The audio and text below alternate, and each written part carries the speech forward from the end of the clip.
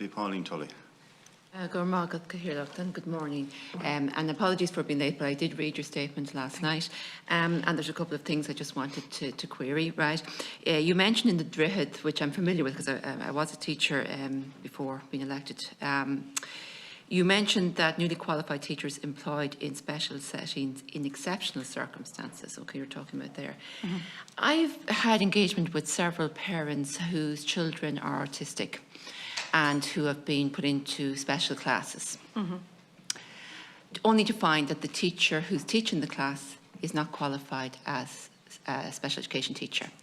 And what's happened is the principal has said to this newly qualified teacher, you take the special class for a couple of years and I'll guarantee you a permanent job in mainstream. So what happens is you've got a young teacher in that position who's not qualified, and they will do their best, and they, like the parents do praise the young teacher who go out of their way to try and learn what they need to learn to address the needs of the students. But it's not fair on the teacher who's put in that position, because that's not their qualification. It's not fair on the students, because not only are they getting a teacher that's not qualified to teach them, they are only getting that teacher for maybe a year or two, and then they move on. And we know autistic children need routine and they need familiarity. So I just wondered, have you come across this issue, and can you address it in any way to ensure it doesn't happen? Thanks very much for your question, Deputy Tully. So I suppose I may say at the outset that all teachers, once they are qualified and registered with the council, they are all qualified to the same foundational competencies. And on that note, I might come back to the initial teacher education programmes before I move into Droichead, if that's okay with you. I think one precedes the other. We have the role and the remit to review and accredit all programmes of initial teacher education, and that we're in our second cycle of accreditation at the moment, and that process will span from 2021 to 2023, so we're amidst that process at the moment. And what has happened since the first cycle of accreditation is we have engaged in consultation processes and commissioned research. And two areas of note that came up during that research and during that consultation process with stakeholders was that the areas where we needed to strengthen, or we believed we needed to strengthen the provision at initial teacher education, was in the area of inclusive education and working with parents. So the new standards came, which I referred to in my opening statement, has inclusive education as one of the 7 core elements which underpin all aspects of programme design. And why I refer to that is it underpins foundations, professional studies and school placement. And under the newly configured programmes, student teachers will spend either 24 or 30 weeks on school placement, depending on the model of provision, if you like. And our standards as set out required that the students would have at least 2 alternative placements in a variety and have a variety of school situations and contexts, including special education.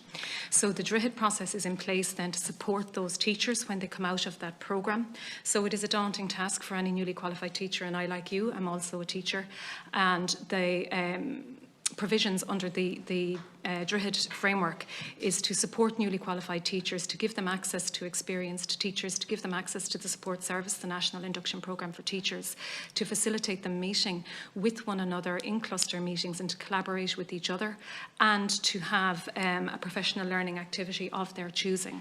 And there is also a thread that threads through now any student who has started since September last month in first year in initial teacher education will be on a programme that are measured against these new CAME standards, where inclusive education is one of the 7 elements that will underpin every module they do and every part of the programme that they are enrolled in. Okay. And part of that is Taishke, which is their learning portfolio, where they identify in one of the areas that they must work on is inclusive education. And that is now threaded through the continuum into Droichead, where they bring that learning area with them as an area where they might look for support from the more experienced teachers and their professional support team in the school, the National Induction Programme for Teachers, and indeed their colleagues at their cluster meetings. Okay. So I know I'm out of time, just to say that, so then all newly qualified teachers will have a good basis on yes. Inclusive education. So for teachers who have already qualified, and I know there's continuous, like yes. there's CPD, but it's optional, and many teachers don't show any interest in finding out more about inclusive education and addressing the needs of the students that are in their class, whether it's mainstream or special settings. Because I know as a teacher myself, there were many teachers who had no interest in students who had additional needs and just basically were only interested in the students that were easy to teach and didn't seem to, even be aware if a student had dyslexia even or something like that. So it's just, if it could be made that it would be compulsory for all qualified teachers to do CPD in inclusive education. And just another thing, a number of people who would have qualifications in autism studies and who would provide, I suppose, assistance in a community setting, and many of them are for students where there's no school placement and then they have to get at home tuition, and they get temporary registration from the Teaching Council. Is it possible to broaden that so that people who are qualified in autism studies would be recognised for what they do? They're never going to be teaching in a mainstream setting, so they don't need the additional qualifications to make them a teacher as such, but they provide a very important service in that they know how to relate to and can help even non-verbal students in many cases become verbal or be, form a way of communicating with them. And it's frustrating because they get temporary registration, but unless they take on a lot of extra study in something that they're never going to use, they won't get permanent teacher registration. So I'm just wondering if that's something that could be addressed. Thanks very much for your question again. And I think I must refer back then to the provisions in the legislation where we hold and maintain the register of teachers.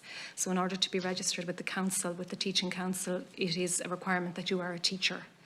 And the standards that I spoke about a moment ago that we have set, those are the standards that apply to any teacher who wishes to register with the council.